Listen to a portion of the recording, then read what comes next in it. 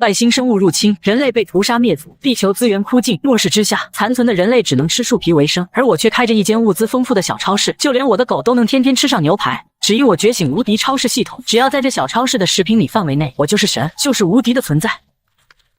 该死的，你们情报部门都是干什么吃的？不是说只有1名临近瞎戮者吗？为什么现在是2名？如烟，我们也是刚刚得知，瞎戮者在情报部门安插了内鬼，这次的情报就是他透露出去的，你一定要坚持住。我已经安排了莫云前去接应你，半个小时他就能赶到你坐标显示的位置。半个小时你们就等着给我收尸吧。挂断了设备，如烟竟看到了一家超市。这末世怎么还会有超市？不管了，去看看。洛东，你的厨艺真是一言难尽，太难吃了。现在都什么时候了，有口吃的就不错了。你那份牛排如果放在外面，都够买我命了。再说了，凭什么你的吃喝拉撒都要算在我头上？我有什么办法？我只是个系统化身而已。你总不能让一只狗出去挣钱吧？你挣不了钱，少吃点总行吧？我能吃能拉啊！特么的，你就不能吃点便宜点的东西，比如泡面、辣条什么的？啊，我是肉食动物，这些东西不利于我的生长发育，而且狗不能吃太咸。而且你个屁，你就是来坑我的，还什么系统化身，就是想把我吃破产。哎，这狗系统就是来坑我的，既然现在不能节流，那只能想办法开源了。狗系统，给我查下余额。您当前的余额为负4384元。警告！警告！负债超过5000，超市将面临倒闭的风险。一旦倒闭，宿主将会被抹杀，请宿主尽快搞钱。为什么负债你心里没点 ABCD 数吗？要不是你这狗系统化身这么能吃，我能倒闭吗？洛东噼里啪啦地问候了系统的180代，却没等来系统的回应，无奈只能退回现实。如烟进门后看见这一排排的货品和食物，不由得震惊。难道100年前的末世没有降临？之前发生的一切都是梦境而已？虽然疑惑，但也很快回过神来，指向一碗方便面。老板，这个泡面加火腿多少钱？70块。如烟毫不犹豫，从身上掏出钱币给洛东。不一会，一碗香气扑鼻的泡面已经端在了如烟面前，如烟马上就狼吞虎咽地吃了起来。这是我这20年来吃的最美味的食物了，谢谢你了，老板。不过老板，我能问问你这些食物都是从哪里得到的吗？不好意思，无可奉告。如烟哑然，没想到对方会如此直接。不过想来也是，末世之下谁会将自己的生存手段告诉他人？来小卖铺已经接近5分钟的时间，碧玺弹效果也只有5分钟，时间一到，瞎戮者就会顺着气息追踪到此，再不走就会连累店主了。老板，我先走了，你这里面随便一种食物放在外面，都会引起一场疯狂的杀戮，你要小心点。如烟说完向点头示意，随后推门而出，消失在了夜色当中。狗子，我觉得我们的方向错了。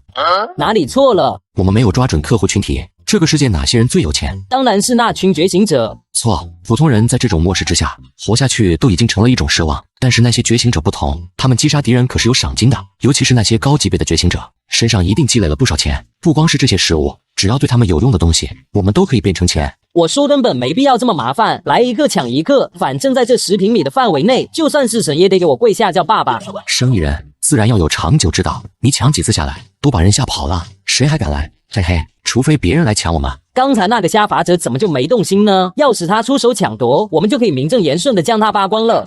你在想什么？瞎法者一般都是守护这个世界的觉醒者，很少做这些苟且之事。只不过追他的那2个瞎戮者可就不一定了。在这个末世，觉醒者有2个阵营，一种是瞎法者，另一种是瞎戮者。瞎戮者为贪婪而杀戮，瞎法者为守护而战。一字之差，云壤之别。从女子进门，洛东就已经洞悉了女子的一切信息。就像狗爷所说，只要在这个10平米的范围内，他就是无所不知、无所不能的无敌存在。不一会，2名身披黑色铠甲的人走了进来。欢迎光临。小子，有没有见过一个身穿风衣的女人？见过呀。她去了哪里？不知道。她吃了一碗泡面以后就走了。那泡面多少钱一碗？50，加长的话70。那你给我们每人来1碗。好的，不过要先付钱。我俩今天没有带钱，明日亲自给你送来。不好意思，小本生意，概不赊账。你他妈真以为老子在跟你商量吗？敬酒不吃吃罚酒，给你5分钟的时间，将这些东西全部给老子打包封好。太好了，你们是来抢劫的吗？哈哈，你们是来抢劫的吗？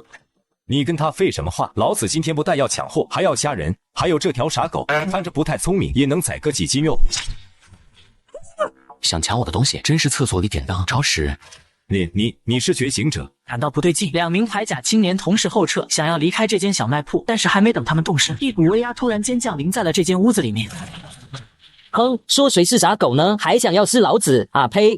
左爷发财了，一共收获1430块。我就说吧，挣钱哪有抢钱快？不过这两个瞎路者为啥这么有钱？刚才那个瞎法者身上可是连100块钱都凑不齐。当末日来临，考验的首先的就是人性，善者会为守护而战，恶者只会更抢夺烧杀。没想到你还挺有正义感。正义个屁！我吓他们是想抢我的东西，主要他们还垂涎你身上的这几斤狗肉。当狗的能忍，我当主人的能忍吗？你说能不能忍？你说啊，不能，以后都听你的。如烟俯视着脚下的这座城市，曾经的高楼灯影，可直到未知生物的降临，都变成了一片片的废墟。如烟，你怎么样？没事吧？没事，一点小伤。那两个瞎路者呢？我也奇怪，为什么他们没追来？按道理他们早就发现了我的位置了，难道不好？他们可能追踪到店主那了。莫云刚想开口，但是却突然发现了楚然身上散发出的精神力，惊讶道：“如烟，你的状态怎么这么好？不是被2名民警追杀吗？”如烟马上把刚才遇到的情况如实的跟他说了下，意识到不对，两人迅速的朝着小卖部疾驰而去。欢迎再次光临，老板，你没事？看来小妞还挺有良心。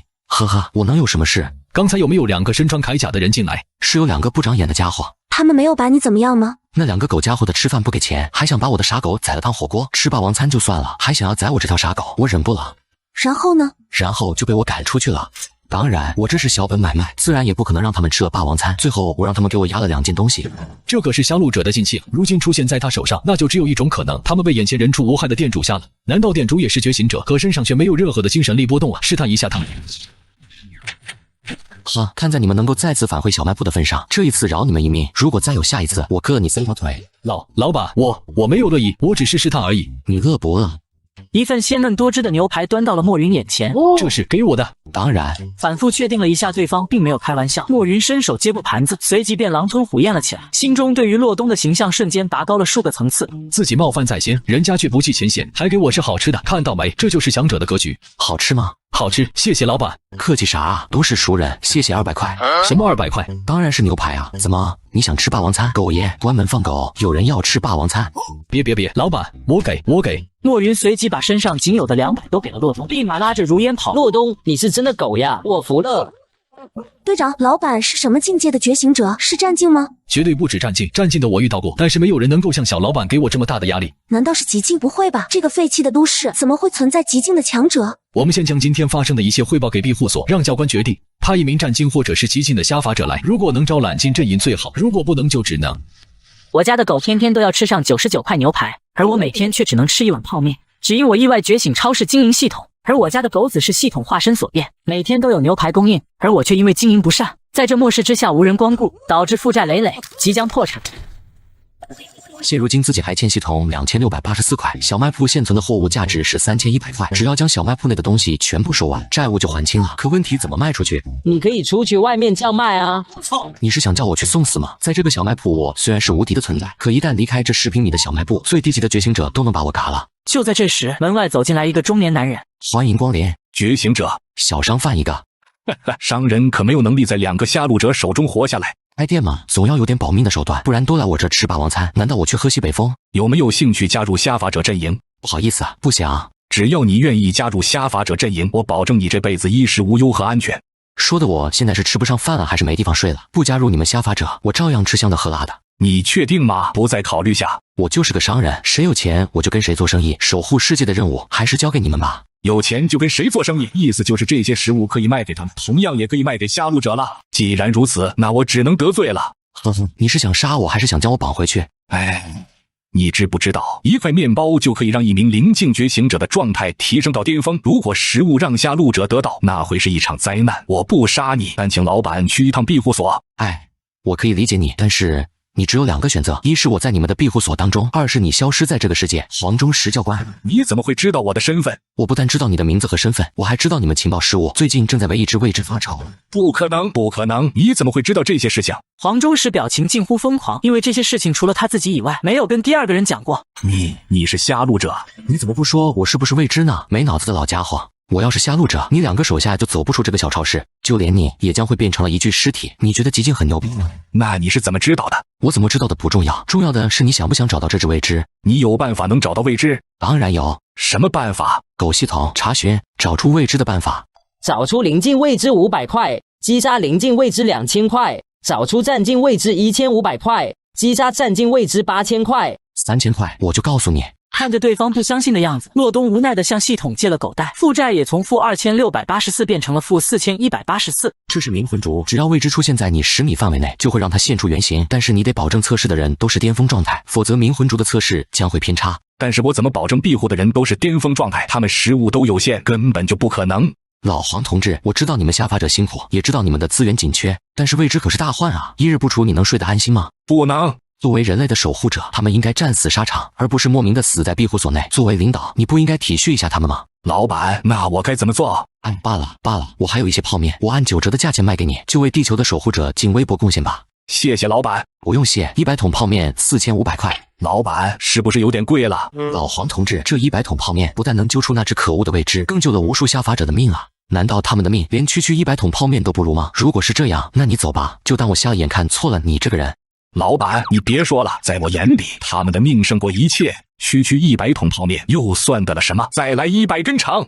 黄忠实爽快地付了9300块，拿起东西准备要走时，老黄，等等，这2袋小面包是我私人送你的，我就当做了个赔本买卖，谁让我看你顺眼呢？老板，你真是好人呐，世间还是有真情在啊。咦，你这只宠物好像在笑啊。你看错了，它是哮喘，老毛病了，等下就把它宰了烫火锅。那我先走了，老板保重。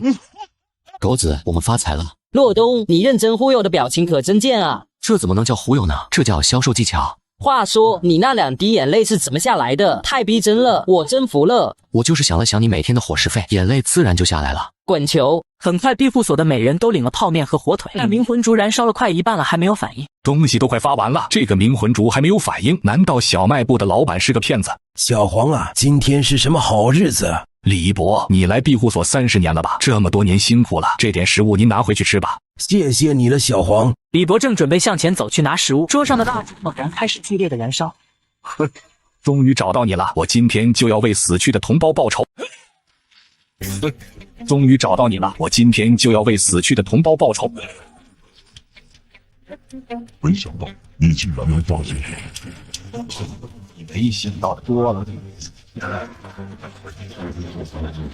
减23省。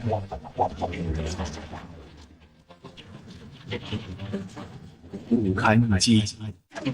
教官，你是怎么发现这只未知的？是小卖部的老板教我的，不然我也找不出这只未知。看来它比我们想象的要神秘很多呀。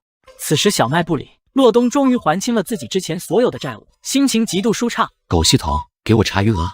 您的当前余额为1616元，恭喜还清所有债务，请尽快提升超市等级。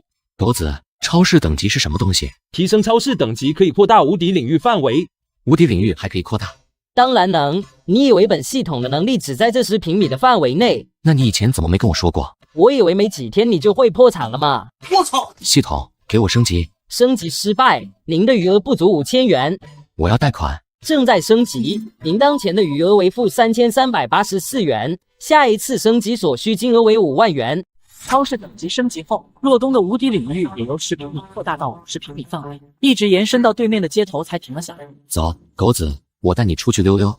老板，能不能暂时收留这个姑娘？洛东望着眼前的少女，像是受到了什么惊吓，浑身微微颤抖，目光空洞。不能，我这个地方只做生意，不能成为你们的避风港。老板，我知道可能会给你带来麻烦，但是这个小姑娘身份很特殊，绝对不能让她落入到杀戮者手中。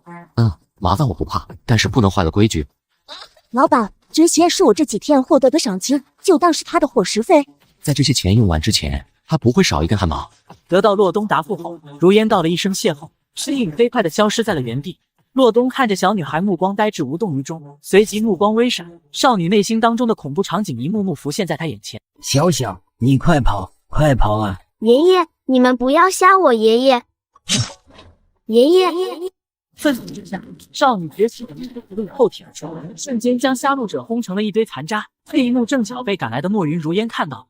看来杀戮者要开始接管这个城市了，所以开始了无差别的灭杀行动。洛东随即拿了一碗泡面放在少女面前，先吃饭，吃饱了才有力气想别的。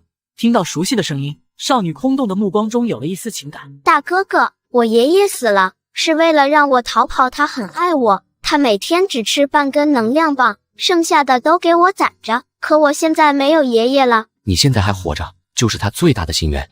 爷爷说他这辈子吃过最好吃的东西，是你送他的半碗泡面，只不过他只吃了一口，剩下的都留给我了。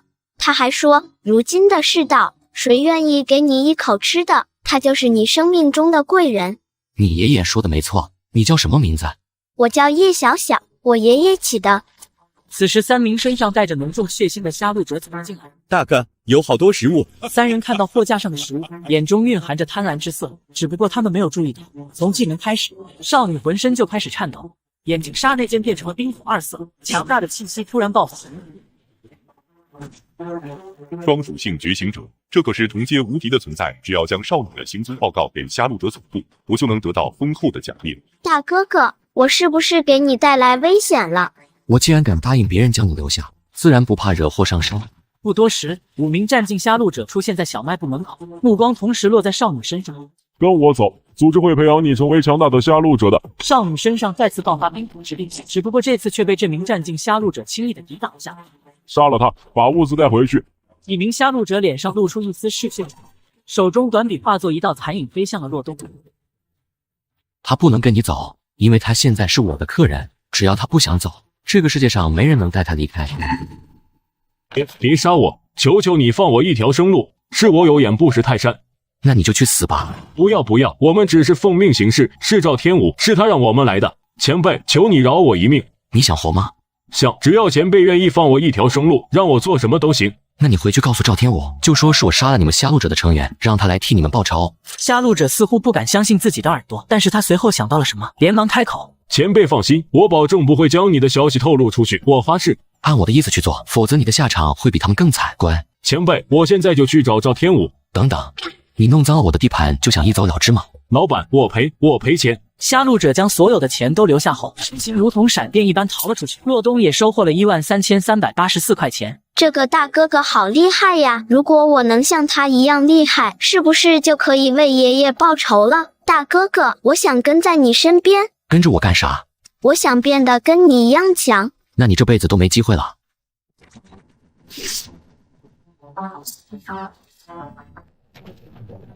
黄忠士，别费劲了，同样都是极境，只要有我在，你是走不了的。没想到堂堂银氏第一教官赵天武也成为了未知的一条狗。那又怎么样？最起码我不用再担心有一天会饿死街头。这家伙这缠着自己不与我死战，就是为了给杀戮者争取时间。如今这么长时间过去了，未知的肃清计划可能已经成功了。叫做碰到神秘强者，战境小队除我之外，全军覆没。坐标我已经发给你了。黄忠士，你玩阴呢？这座城市竟然还有一名极境。说完，赵天武急速向着坐标的地方赶去，留下黄忠士一眼错愕。难道总部派人过来了？不对呀，就算是总部派人来，最快也要2天时间。难道是小卖部的老板？赵天武很快的赶到了小卖部里，正疑惑的看着洛东等人。欢迎光临。是你杀了他们？他们一来就喊着打打杀杀的，我这人胆小，为了我自身的安全，我只好先把他们杀了。按理说，我这属于正当防卫，你是来给他们报仇的吗？赵天武明白能将整支战境小队都灭杀在这里，实力定然强悍无比，纠缠下去对自己也没有好处。只要将这名双属性觉醒者带回去，4名战境杀戮者的死微不足道。只要你把这个少女交出来，他们的死我可以既往不咎。那可真是太好了，赶紧带他走吧。这小家伙能吃得很，早晚我得让他吃破产。这么简单让我带走他？难道他不知道个少女是双属性觉醒者？赵天武眼神微动，正准备走上前去想带走小女孩。不过他在我这里洗衣做饭，累了还能给我揉肩捶背，倒是也有一定的作用。如果你能留下一点钱的话，嘿嘿。原来是个奸商，不过对于一个双属性觉醒者而言，金钱又算得了什么？你尽管开口，你就随便给个100万吧，一手交钱，一手交人，怎么样？你在耍我是不是？不是让我开口的吗？你要是不满意，可以还价呀。我如果1分钱都不想花你。赵天武冷哼一声，大大的力量开始在他身上凝聚。想想之前出手的那几个人，现在都已经死了。洛东眼中一闪，一股强悍无数倍的浩瀚气息骤然间爆发，在这股如同天威的霸道力量下，赵天武一瞬间就被压在了地上，无法动弹丝毫。他是超凡境，不，这不是超凡境该有的力量。他到底是谁？你到底是谁？我是谁不重要，重要的是你的生死就在我的一念之间。你想要我为你做什么？赵天武明白对方想杀他，不费吹灰之力能留他到现在，一定是有目的。看来这人倒是有点脑子，不像那些只知道磕头求饶的蠢货一样。洛东随即将威压解除，一份契约出现在他手上，缓缓地飘向了赵天武。用你的精神力签下这份契约，永远臣服于我，我就可以饶你一命。赵天武看着眼前的契约，一张超市劳动合同，密密麻麻写的都是不平等条约。随后无奈地按洛东的要求，在契约上面签下了他的名字。很好，从今以后你就是小卖部的第一位员工了。任凭老板吩咐。我知道你心里很不愿意，但是你跟我了以后，对你来说也并非不是一件好事。小的不敢。只要你能获得足够多的贡献，别说一个小小的激进，就算是圣境，我也可以让你轻松达到。老板的实力强的这么离谱，他该不会真的是个圣境强者吧？老板，我觉得小卖部是不是有点脏了？我来打扫一下。赵天武从角落里找到打扫的工具，身影飞快地穿梭在小卖部内，利索地忙碌了起来。而此时黄忠实也追了过来。赵天武，我跟你拼了！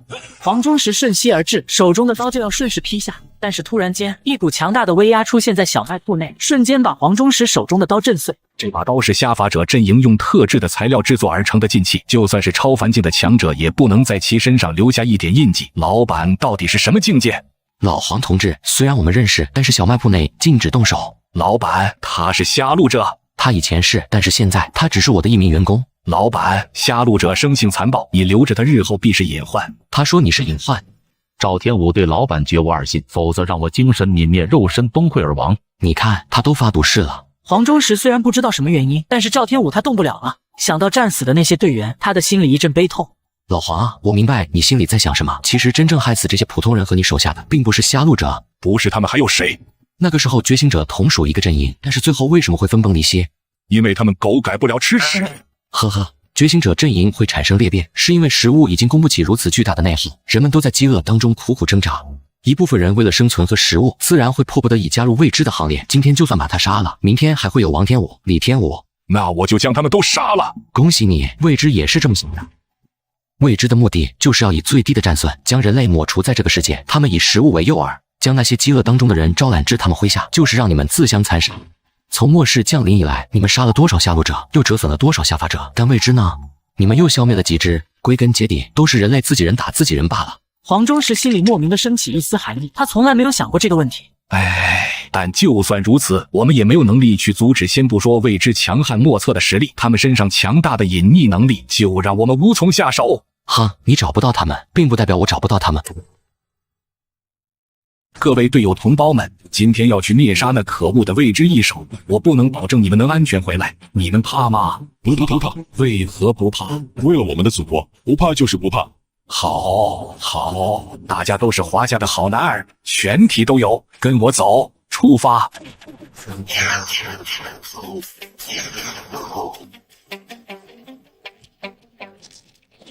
教官，是这里吗？如果信息无误，就是这里了。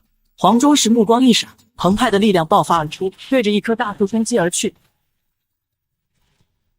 怎么可能？你们怎么会发现我的位置？布阵，不要放走他。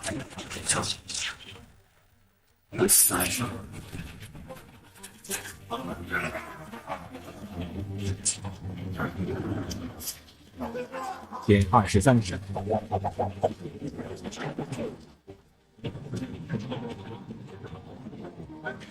战死在天的英灵，我们终于为你们报仇了，你们安息吧。在小老板的帮助下，觉醒者终于有了第一次的反击，所有人都仿佛看到了希望。此时总部派来机动战队队长白浩。黄忠实呢？马上叫他来见我。黄教官几天前去了总部。我听说你们发现了一名双属性觉醒者，将他带过来吧。白队长，这名双属性觉醒者现在不在庇护所内。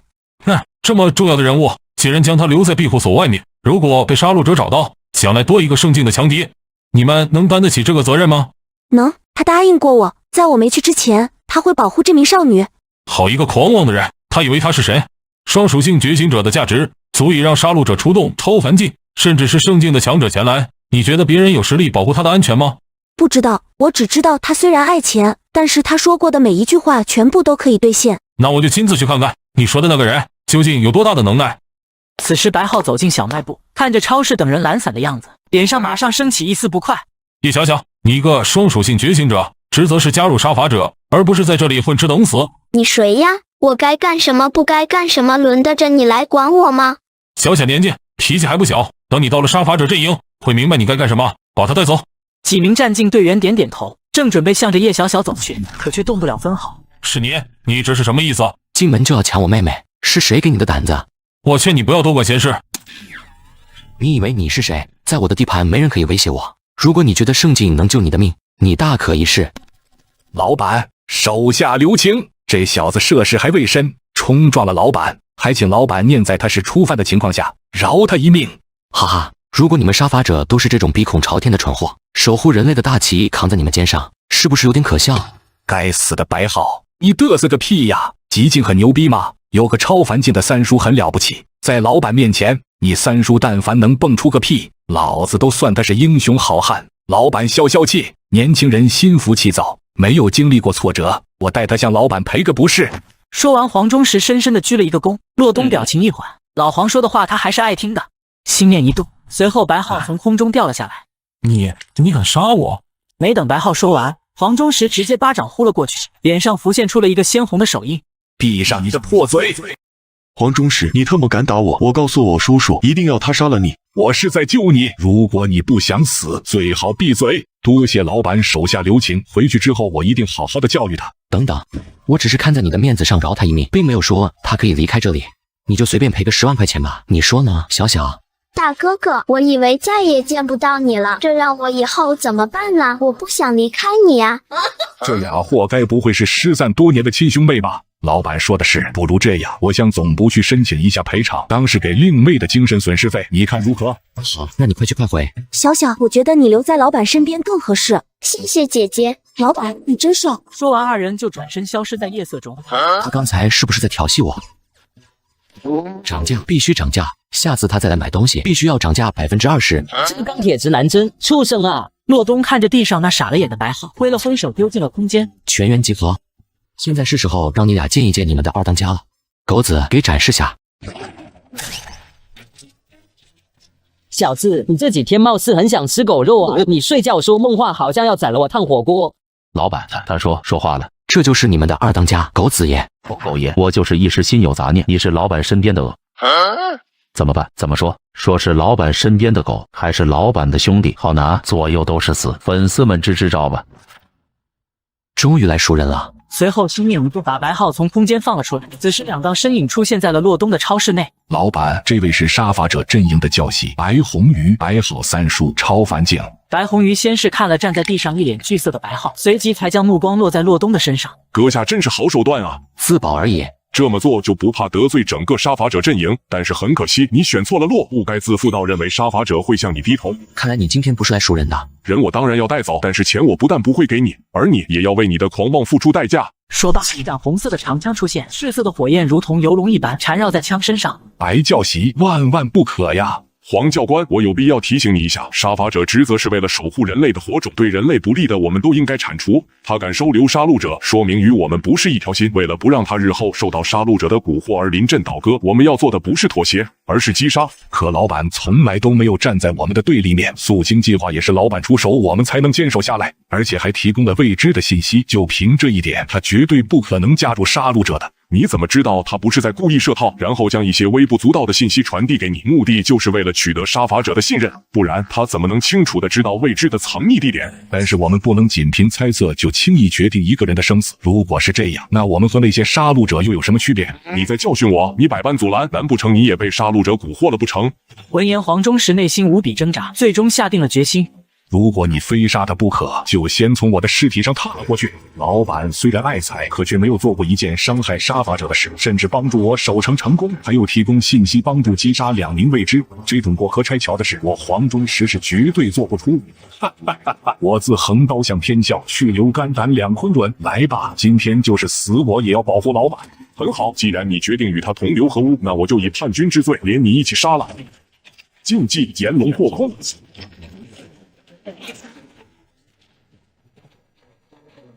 不可能，你一个极境怎么能挡下我超凡境的攻击？那可是超凡境强者的全力一击呀，而且还动用了禁忌。就算10个我绑在一起，也绝对是一枪毙命的结果呀！怎么挡住了？难道是小老板？我说过，这个世界上没有人敢在我的小卖部动手，更何况是你这只异类。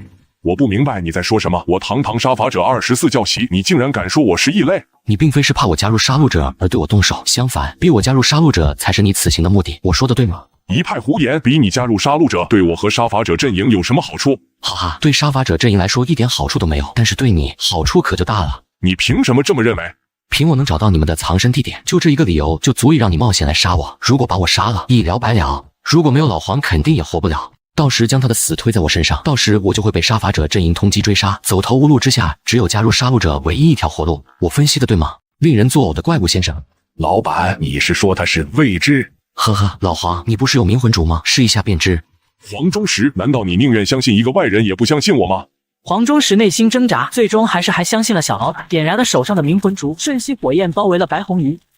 很好，没想到连超凡境都无法在你面前遁形，那就更不能让你活着了。虽然你们长得难看了一点，但不得不说智商还是在线的，难怪能在短时间内占领人类90%的领地。但是你好像没有搞清楚状况，我什么时候说过我是超凡境？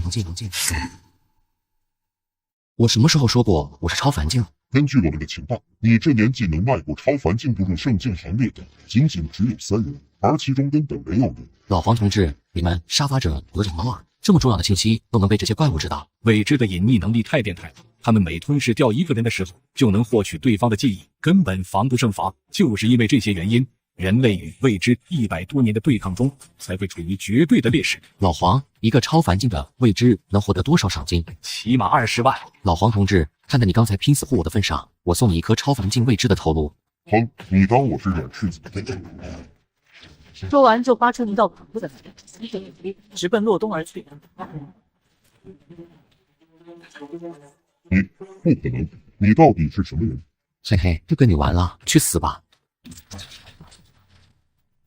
黄忠实呆呆地看着眼前的场景，心中的震惊无以复加。杀超凡境的未知跟杀鸡一样，特么的，他到底是什么境界的怪物？老黄同志，拿去领赏吧。老板，未知是你杀的，我这么做有点不太合适，不如这样，功勋值对老板无用，我老黄就厚着脸皮收下了。至于赏金，全部都归老板所有，如何？好，钱我收下，这几个未知的藏身地点就当做赠礼，免费送给你。老板，你真好，谢谢老板了。那这白浩，看在你的面子上，我今天就饶了他。黄哥，老板到底是什么境界的强者？老板的实力不是我们能够揣测的，你记住一点，无论什么时候都不要与老板交恶，明白吗？我记住了，黄哥。那你和老板是什么关系？我和老板兄弟相称，不然一个能随便灭杀超凡境的强者，是谁的面子都会给的吗？黄哥，我决定了，我要长期留在蓝氏与你并肩作战。此时，洛东看着从未知身上获得钱财，里面足足有17万，加上掉落的奖项，收获满满。狗系统，给我升级。升级成功，领域扩大1000米，奖励无敌时刻1小时，下一次升级所需金额为30万元。提升这么多，看来无敌领域越到后期提升效果越大。还有这个无敌卡，不就是说在这1小时之内，就算是脱离了无敌领域的范围，也不用惧怕任何人了？哈哈哈！此时庇护所大门前正站着几十名杀伐者的成员，满脸凝重。黄哥，你怎么知道肃清计划是在今天？杀戮者既然能在我们中间安插奸细，我们也同样可以在他们之中安排眼线。根据可靠线报，今晚10点就是肃清行动的开始。黄教官，知道对方的战力吗？能够获得肃清计划的时间已经极为不易，至于对方会出动多少人马，暂时无法探清。黄忠实的话让众人心中一沉，这种敌人在暗他们在明的处境，让他们都笼罩了一层无形的压力。兄弟们，我知道你们心里有压力，我也一样。但是我们身后有我们的同胞，是我们的兄弟姐妹，也是我们人类最后的希望。无论今天的战斗有多艰难，我们都势必要站在他们面前。在鲜血没有流干之前，我黄忠实要是后退一步，你们就用手中的刀将我的头颅斩下，悬在空中，腐烂身躯，因为他不配落在这片神州大地之上。黄忠实吞云无中，仿佛一记重锤落在了所有人的心上，包括白浩在内的所有杀伐者的队员，眼中蕴含着神圣烈火，身上的气息也开始节节攀升。战的。你以为将他们的士气提升到巅峰，就能挡得住我们杀戮者的大军？你的演讲完了吗？如果没有，我可以再给你几分钟的时间。废话少说，你的赏金本少爷要定。说完，身形闪过，一射而去。黄忠实自己没有丝毫的犹豫，杀戮者开启，其余杀戮者疯狂的像个大猴子，杀伐者的队员拼死，但是他们每个人基本都是敌别，短短片刻出现伤亡。再这么下去，很快杀戮者就会冲进庇护所内，到时普通人就会遭到无情处理。白浩，帮我拖住他1分钟，装足。能不能将你们斩杀我不知道，但是 hold 住你们1分钟，对本少爷来说毫无压力。黄忠实身形快速脱离了战场，向着大门前面的杀戮者冲去。那些临近时战境的杀戮者向黄忠实手上写挡道的资格的那一人，片刻已经有7、8名杀戮者死在了他的手下。黄教官，你没事吧？我没。忽然黄忠士感觉到杀意，本能的迅速避开要害，但还是被划出一个深可见网的头伤。你干什么？教官，你没事吧？我没。忽然黄忠士感觉到杀意，本能的迅速避开要害，但还是被划出一个深可见网的头伤。你干什么？姐。未知还是一名极境未知。姐，过了今晚，这座城市将完全被黑暗笼罩。放弃吧，如果你愿意为王座效力，我可以考虑给你一条活路。一个连畜生都不如的东西，想让我给你们卖命？想进入大楼，先过老子这一关。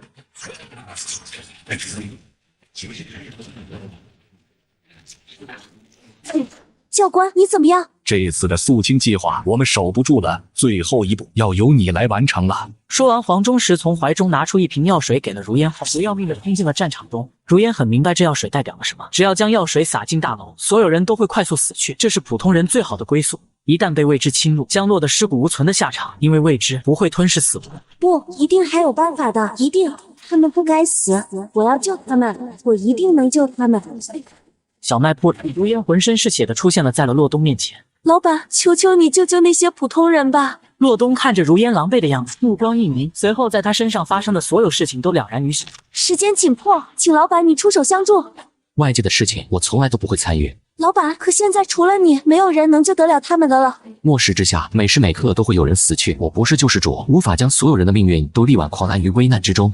但我是个生意人，只不过就他们所需的报酬，你现在付不起，所以我帮不了你。如烟面带绝望之色，如果洛东都不愿意出手，恐怕这一次真的危在旦夕了。想到这里，心里没有来的涌现出一丝愤怒。这个呆子都什么时候了，还钱的，钱真的有那么重要吗？臭男人！洛东听到如烟的心思后，一阵无语。你这个小丫头片子，十指不沾阳春水，不知柴米油盐贵。没钱我怎么给你们找未知？没钱你们连泡面都吃不上，没钱我会被狗系统抹杀的。老板，我虽然没钱，但是那些杀戮者身上肯定不少。如果你愿意出手相助，那些杀戮者身上的钱全归你，甚至连赏金都可以给你，如何？那行，成交。答应了。当然，我说了，我是个生意人，这世界一切事物在我眼里都有价值，只要你能付出足够的报酬，我可以实现你的一切愿望。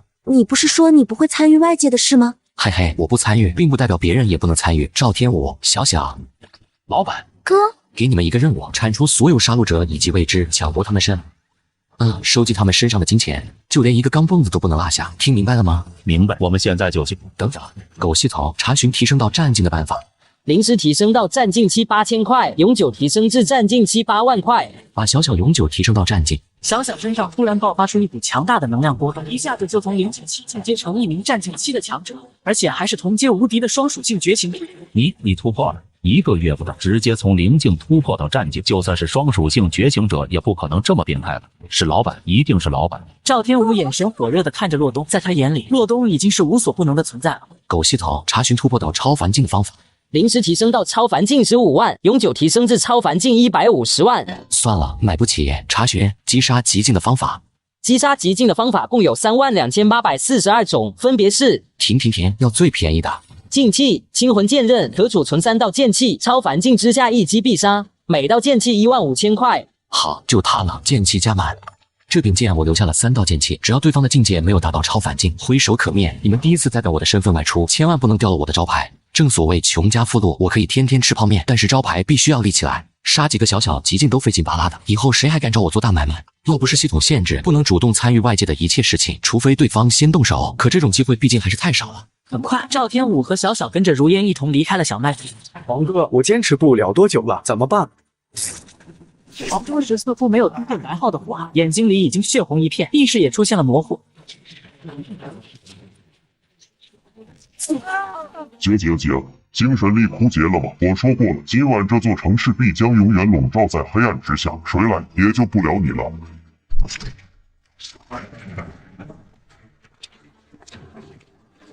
你好，我尊贵无上，未知大人。是你是杀戮者的教宗赵天武。正是属下。你竟然敢背叛王座！背叛？如果真要说背叛，也是我背叛了杀伐者。至于你们，畜生而已。而这柄剑专杀畜生。提示，完成老板安排的任务，服务员绩效挣1分，老板挣800元。赵天武咧嘴一笑，随后将目光放在了与白浩交战的2名杀戮者身上。赵天武，你竟然敢对未知大人动手，你是活腻歪了不成？呵呵，不仅是他，就连你们也不能活着离开。就凭你，即便我二人有伤在身，但如果我们想走，你觉得你能留得下我们吗？回去之后，我一定会禀报未知大人，你就等着迎接未知大军的追杀吧。回不去了，白浩，你先休息去吧，他们让我来解决。对战2名极境已经让白浩精疲力尽，点了点头，很快速闪到一旁。他身上的这柄剑有点古怪，我感觉到了一丝危险的气息。不要跟他硬拼，只要拖住他片刻，大楼一定会被攻破，肃清计划照样可以完成。一旦清除掉那些普通人，我们就可以全身而退了。给我冲进大楼，速战速决！听到命令，前面的杀戮者如同风战一样，疯狂地对着大楼发起了最后的冲击，终于突破了最后的防线，成功来到了大楼门前。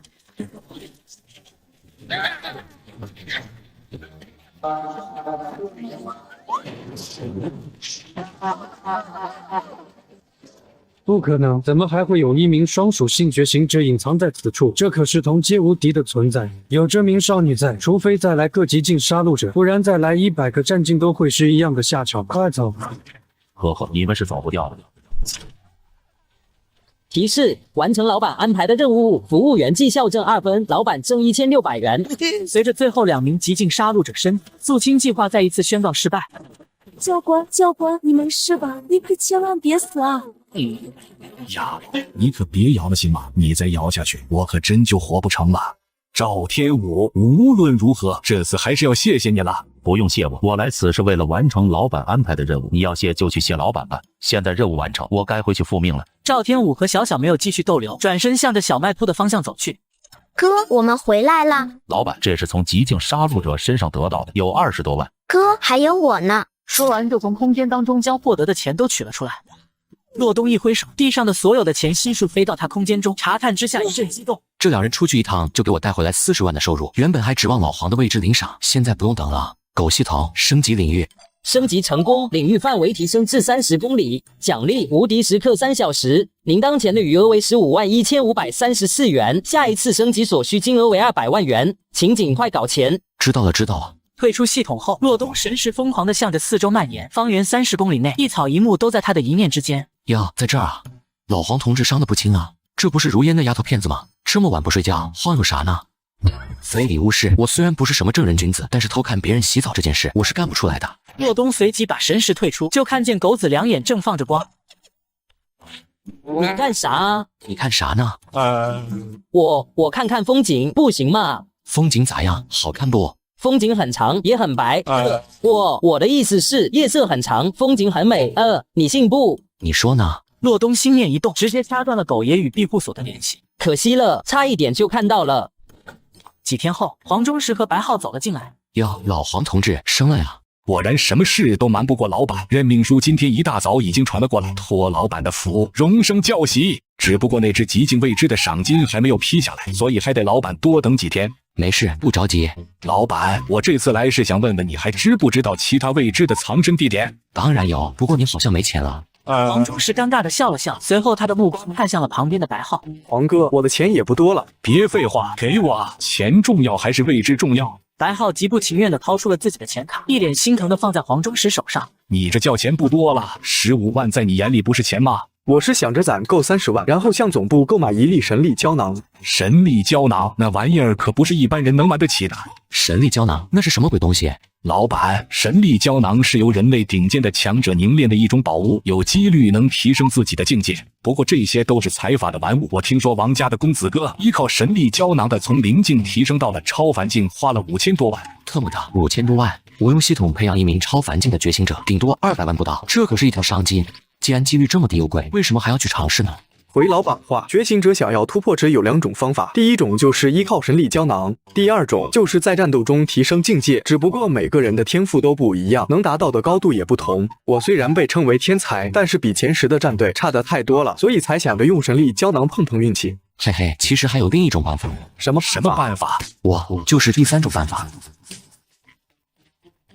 主人失败了，又失败了。如果我没记错的话，这已经是第2次计划失败了。是的。你知道这么多年来肃清计划为什么从来都没有失败过吗？不知。因为肃清计划开始之前会有详细的情报出现在杀戮者总部的办公桌上，记录着杀伐者守城名单的人数和境界，所以每次才能百战百胜。如今计划连续2次都以失败告终，看来这座城市出现了变数。走，子林，我们去逛逛。如烟姐，你是不是喜欢我哥？胡说，谁喜欢他了呀？谁会喜欢一个天天就知道钱的？你看，你脸都红了，还说不喜欢。所有人都知道你喜欢小老板。我只不过是欣赏他的实力而已。对，就是欣赏。姐姐，你欣赏他也不用天天换衣服，这些天你都换了88套衣服了吧？停，你个小丫头片子，你怎么这么八卦？看我不将你的屁股打烂了！二人嬉笑打闹间，街道上缓缓走来2道人影。如烟停下嬉闹的脚步，警惕地看着出现的2人。你们是谁？2位不用紧张，我们不是坏人，只是路过此地，有些饿了，想找个地方歇歇脚。你们是饿了吗？我知道一个地方可以满足你们的心愿，只不过你们有钱吗？有一点。那就好，那家伙只认钱，跟我走吧。老板，我给你带回来2个客人，我是不是很厉害？从进门开始，洛东的眼神一直注视着2人。呵呵，你确实真的很厉害。姑奶奶，你能活到现在真是个奇迹。您就是老板？当然，如假包换的。老板，你这店里怎么会有这么多美食？竟然还有牛排？呵呵，只要你有钱，你可以吃到任何你想吃的东西。如果可以的话，给我来1盘饺子，要猪肉大葱馅的，再给我来1瓶烈酒。可以15000块。青年没有犹豫，直接就把钱卡给了洛东，随后就坐在桌子前。不一会，1盘饺子和酒就端在了青年面前。真香！太久了，久到我都已经忘记了这种味道。老板能陪我喝一杯吗？可以，不过酒钱要算你的。哈哈哈哈，无妨，那是当然。随后，洛东坐到青年对面。老板，这2次的守城与你应该脱不了关系吧？这种小事不应该是你关心的吧？你知道我是谁？以你的身份，似乎不应该出现在这里。如果被杀伐者知道，恐怕他们就算是倾巢而出，也要势必将你留下。洛东话音刚落，青年身后的那名女子身上突然爆发出一股强大的杀意。子林，别动气，老板，你是如何知道我身份的？500万，我可以告诉你答案。哈哈，算了，在我眼里，我的身份还不如这盘饺子珍贵。不过这段时间未知的藏匿地点被人频频发现，想必也是阁下的手段。我只是一个商人，既然有人出钱，我岂有不赚的道理？那如果有人要买我命，阁下会不会卖呢？当然，凭你的身份，一定能卖个好价钱。既然如此，我就先杀了你。再向前一步，你必死无疑。如果是我呢？你也是一样的下场。对方明明知道我的身份，依旧表现得如此云淡风轻，这说明这个小卖铺的老板要么是个傻子，要么就是根本不屌我。子林退下。他既然知道你的身份，以后必是隐患。你这一步踏出，可能连我都救不了你。再一个，神境巅峰强者面前展露杀机，可不是一个明智的选择。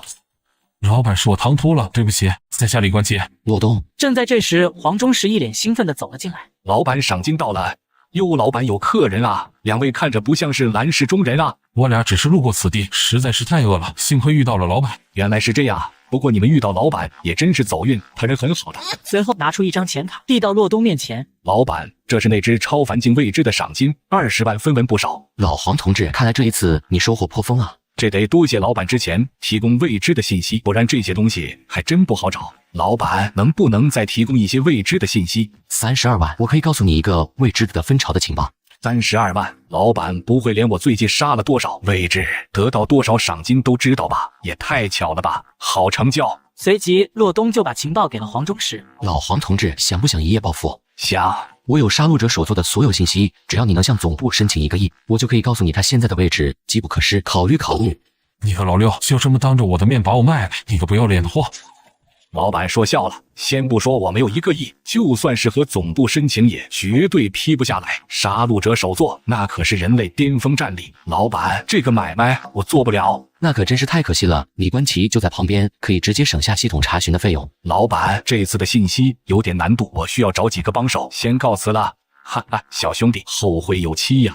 会的。随着黄忠实离开，小卖部再次陷入了短暂的沉寂。老板，你还真是说到做到啊！可惜了，你这块蛋糕太大了，杀伐者现在还吃不下。那是不是说明我的身份在你这儿暂时还是安全的？商人自然是以利益为主，没钱赚的事情，我自然懒得去做。老板手段通天，这世界所有的东西对你来说唾手可得，为什么偏偏执迷于钱呢？小李子，这你就不懂了吧？人无论到了什么时候，都应该有自己的追求和欲望。如果没有了追求，那和咸鱼有什么区别？就连那些怪物都在努力向着2级文明进化，更何况我们这些刚刚踏入1级文明的人类呢？你说是不是？你怎么会知道这些事情？我无所不知。我无所不知。既然老板知道了2级文明的事，那可知未知降临的原因？狗系统查询未知降临的原因。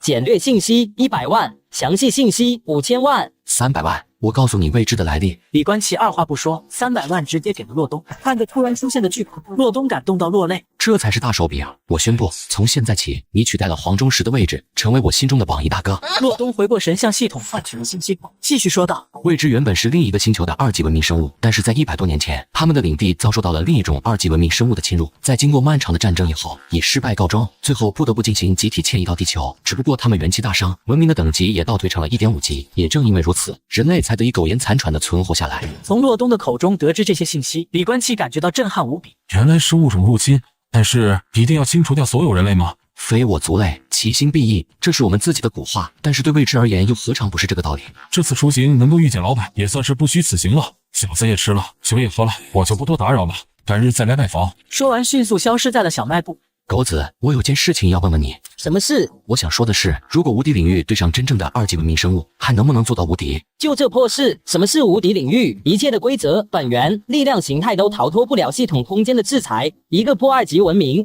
就算现在有个10级文明站在你面前，你想将它搓圆就搓圆，想捏扁就捏扁，开玩笑，跟我这闹呢？特么的，有这样牛逼吗？这不就是修仙小说中描述的天道吗？天道那是什么垃圾？等你以后将无敌领域升级到一定等级，你就会知道，小小天道，区区芥草。哈哈哈！无敌吗？那就一直无敌下去吧。司令，你干什么？找那黄忠实。不知者无罪，而且那人和老板的关系看着不错，万一你要是杀了他，得罪了那位老板，可就得不偿失了。你在怕小卖部的老板吗？他的实力绝对在我之上。可就算他是神境，但是仅凭他一个人，也绝对不可能与杀伐者抗衡。我在乎的不是他的实力，而是他可以探知未知的能力。难道你想借他之手？一旦未知的肃清计划成功，将杀伐者以及那些普通人清除干净，接下来肯定会对杀戮者动手，鱼骨磨皮，终将造成虎口。既然如此，未知为什么会培养我们？凭借他们的力量，足以将人类彻底灭杀在星河当中。人类有无数种方法能够灭杀这些低等级的生物，但最后还是选择养了猫。因为他们怕脏、嫌恶心，不愿意亲自动手。在未知面前，人类就是渺小而又讨厌的老鼠。我们就是那只猫，一旦老鼠被清除干净，猫也就没有了存在的必要。这也是我为什么从不参与杀戮者计划的原因。那为什么不阻止杀戮者的计划？猫存在的价值就是抓老鼠，一旦失去了这种能力，未知必然会亲自出手。如果这样的话，你觉得人类能坚持多长时间？1个月还是1年？所以这是你的缓兵之计。但是很可惜，100多年过去了，人类还是没有丝毫的胜算。可是你做的一切都不会有人知道，也一定会被上千国骂名的。就算被上骂名又怎样？如果真的能够换来一片蓝天，这个锅我李冠奇背了又如何？难道真的没有办法了吗？以前没有办法，现在嘛，不一定了。什么办法？难道是那个小卖部的老板？不知道，但就凭他能够找到未知，这种能力绝对是未知所有计划里面最大的变数。或许我身上的破局之法也在他身上。那我们接下来有什么打算？一切照旧。庇护所内，睡得正香的黄忠实被铃声响起，迅速起身接起了电话。蓝氏，黄忠实，一名杀戮者圣境强者正在前往蓝氏的路上，预计10分钟之后抵达。速撤！速撤！杀伐者和杀戮者的圣境强者不是都在中区战场相互制约吗？怎么会来北区呢？这么大的一条漏网之鱼，难道总部就没有得到一点消息吗？黄忠实满脸紧张，10分钟太仓促了。杀伐者还好说，关键是普通人在10分钟里根本没办法全部撤离。他们在和我们打时间差。当总部知道这个消息的时候，那名圣境杀戮者已经在路上了。我们最近的一名圣境强者赶过去也要半个小时的时间。为什么？为什么我们的信息总是比杀戮者慢一步？20分钟差就足以让那名圣境杀戮者夷平整座城市。我怀疑我们高层之间有……通讯器另一端开始沉默，大概过了30秒后，声音再次响起。这不是我们能够揣测的。现在最重要的是将损失降到最低。一旦那名圣境杀戮者降临，所有人都会死。好，我知道了。